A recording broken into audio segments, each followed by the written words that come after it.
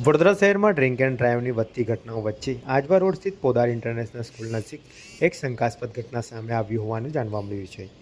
પ્રાથમિક માહિતી મુજબ GJ06 PR 2826 નંબરની અલકાઝાર કાર જેના પર પોલીસ લખેલી નંબર પ્લેટ લગાવવામાં આવી હોવાનું કહેવાઈ રહ્યું છે, તે અકસ્માતમાં સંડોવાઈ હોવાનું સામે આવ્યું છે।